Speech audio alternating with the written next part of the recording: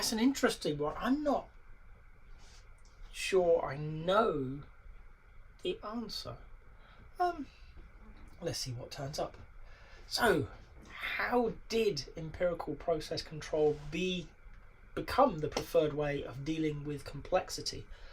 Huge caveat, I don't think it is the preferred way. I think it's the most sensible way. I'm a little bit biased, I'm not going to deny it. But it's also not a new way.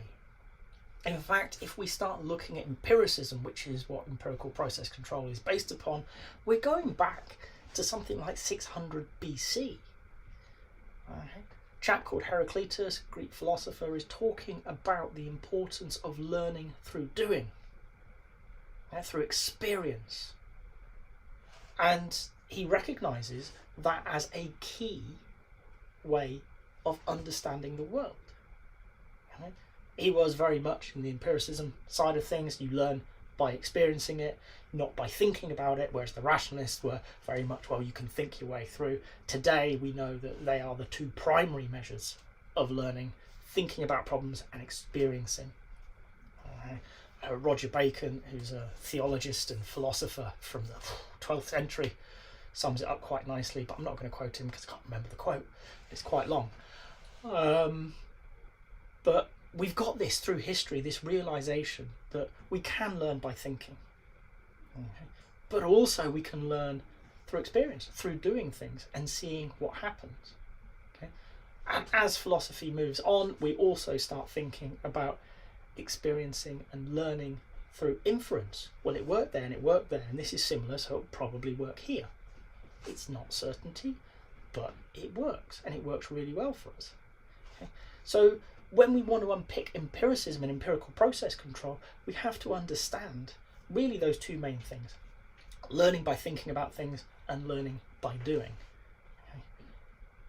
We know learning by thinking about things is not the right way of solving complex problems that by their very nature can't be understood through rational thought. You can't predict how they're going to work out.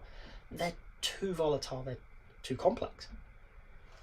So one side of it doesn't make sense.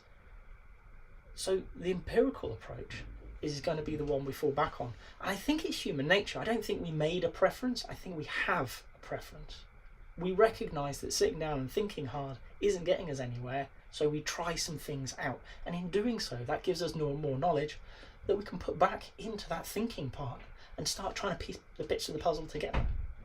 And it's about both of these ways of thinking and learning coming together. So for me, the preference comes about probably because it's how we have solved things. We've understood, how we learn. We've understood how to overcome things. As humans, when I see it, when I've watched my kids grow, they try things out.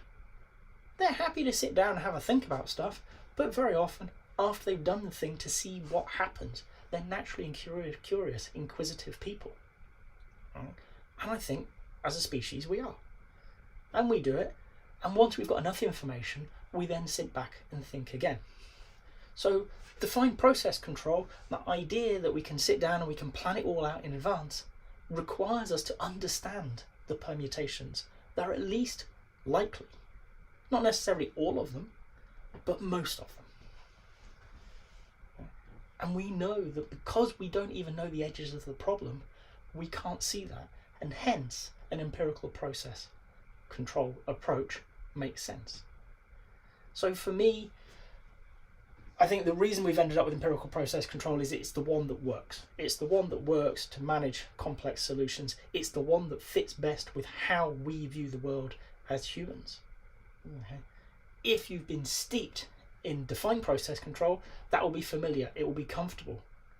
But I can almost assure you that if we take you out of the workspace and put you into another aspect of your life, you will fall back on empiricism before rational thinking. If you've got to this point in the video, I hope you've enjoyed it. If so, a like would be appreciated. If you want to hear more from me, more answers to questions that maybe you've got in the agile world, please subscribe to the channel. And if you've got a question that you really want answered, dropping it in the comments. I promise we'll get around to it. Thank you.